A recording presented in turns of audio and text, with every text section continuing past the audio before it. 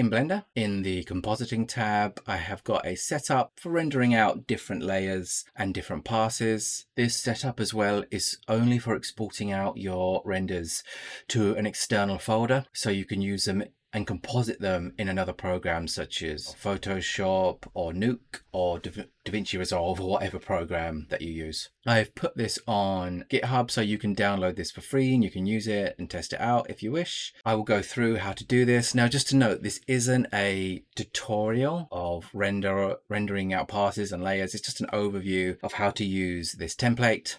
Now, of course, there's lots of information online and on YouTube as well for creating render passes and layers, but also in the actual repository where you can download this for free. I've got detailed instructions here for how to go about it. So to start with, if you go to the repository, I will provide a link to this in the description of this video. You can just click on code and then where it says download zip, just download the zip and then save it to whatever is most appropriate for you. So once you've downloaded that, just go to the folder where you've downloaded it. In my case, it's just the download folder. Just going to unzip the file. I'll go into the file. And then in here, we've got the Blender file. And I've also got a couple of folders here where you can render out. You can do test renders if you wish. So double click to open up this Blender file. When you first open it, in the layout tab, what you'll be presented with is just a very simple scene setup. So if not already, click on the rendering view mode, and this is set up for cycles, so change it to cycles as well. Now this will work with Eevee. You may have to do some tweaking, but this has been set up primarily for cycles, at least to start with. So now, in regards to the different layers I've set up, so I've got a combined layer, which, as you could probably guess, is just everything combined. Then I've got a foreground and background. So if I just select foreground, that just shows the foreground.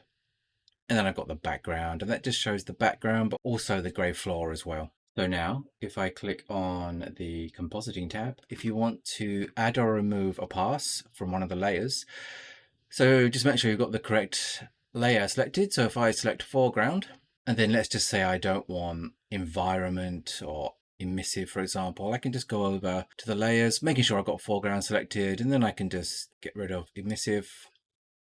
And you can add and delete the required passes here. I haven't got, for example, I haven't got vector on here, but you can come in and add these and then connect them up accordingly.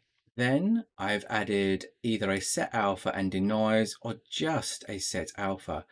The reason I haven't added a denoise to every layer is not every layer actually needs a denoise. So for example, a color layer doesn't need a denoise. It's really only with elements that have light bounces. That's where you can get noise. So things like diffuse indirect and diffuse direct is where you need a denoise. I've also added a set alpha. The reason for the set alpha node is if you have transparency, which to make sure you've got it turned on, just go to the render panel at the top, and at the bottom we've got transparent. So click transparent, it gives us a transparent background. And if we have that transparency, the actual rendered image will not save it unless you actually have a set alpha node. So make sure you've got that there if you're ever doing your own setup. So one other point in regards to denoising, I'm just going to go into the render tab, and if I go to sampling and then render, I haven't actually got denoise ticked on. And that's, of course, completely intentional. The reason for that is because I'm doing the denoising through the compositor.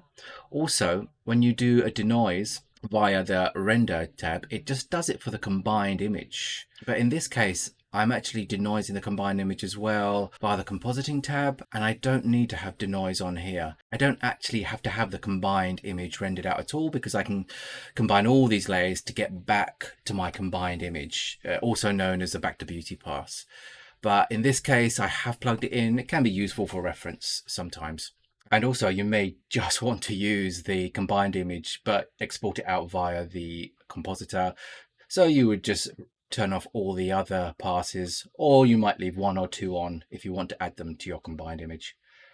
And then finally, I've created an export node, and then I've just added in the different passes that are going to be rendered out. And also in this export node, we've got the actual path where it's going to be saved. So for you, you'll most likely need to change this to wherever you want to save out this render. but I've already got it set up. So yeah, you can just click on the folder icon and then just select the folder where you want to save it. Now, also in the export node as well, I've got set up the file format is OpenEXR multi-layer. For this to work, we do need it to be a multi-layer DXR. I've also set the codec to DWAB, and the color management is just following the scene. So by default, that's sRGB in Blender. I usually work in ACES or ACES CG, but for this, I'll just keep it simple and we'll just follow the scene, which will be sRGB. And in my first render layer node here, I've got the foreground layer selected. And just beneath this, I've got another render node, another render layer node, and that's got background selected. And the setup is exactly the same, apart from, of course, they are exporting out to different folders. And obviously, I've got the different parts or the different models, static meshes, rendering in the background and rendering in the foreground. And now to render out this test scene, all I'm going to do is just press F12 and it will render out the different passes and the different layers. Okay, so once it's rendered, we can actually preview it in this preview window. So right hand side, I can click on combined, and that's just got all the different layers together. In combined, or next to combined, we've got the different passes. So you can click on one and you can go down to something like diffuse color, and then it just shows the color pass. So if I then go to foreground, it just shows the two items in the foreground, and then it's got the different passes here as well. So we know that it's worked. So now let's have a look at the actual rendered image. So I'm just going to go to the folder where I've got my output or my render folder set up, and I'm just going to go into foreground. And so now when you first open this up in Photoshop, it'll be a very similar thing. So it could be Photoshop or Affinity Photo, whatever program you use. So when you first open this up into something like Affinity Photo, it can be a little bit overwhelming, especially if it's like the first time you've done it, because there's so many different layers. In this case, I haven't used a volume and I haven't used a transmissive layer. They are there in the output, got them here. Volume and transmissive, that's like for glass, and volume is like for volumes. So let's just delete those. Of course, you don't have to use them at all. You can remove them from the output. But for now, I'm just going to delete them. I also didn't use environment, so I'll delete that. And I didn't use depth, so I'll delete that as well. So I'm just going to hide all of these. And then if we go into reactivate diffuse color, you can see clearly there we've got a diffuse color. And we've also got our alpha layer, so it doesn't have any background, which is great. That's exactly what we wanted. At the top, we've also got combined. So you don't actually need combined because you can add these other layers together, but it's quite useful as a reference. So you can see what you're looking to create, or you could just not render out combined at all and just go back to Blender to look for your reference image. Now to save time, I've already set this up. So I'm just going to go back to my first tab here, and this is all set up. I'm not using the combined. If I just activate the combined, it makes very little difference. Maybe it does make a bit of difference. The reflections there are much better. So now I'm hiding the combined. How I've done this is basically I've taken the gloss, color, direct and indirect, and I put them at the top. So the gloss color I've set to multiply, and the opacity is about 17%.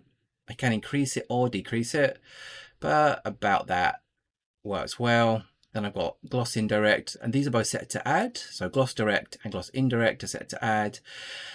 And then for gloss indirect, I've reduced the opacity to about 50%. If I increase it, you can see in the sphere, it starts to get a bit too gray for my liking. So I've dropped it down to about 50%.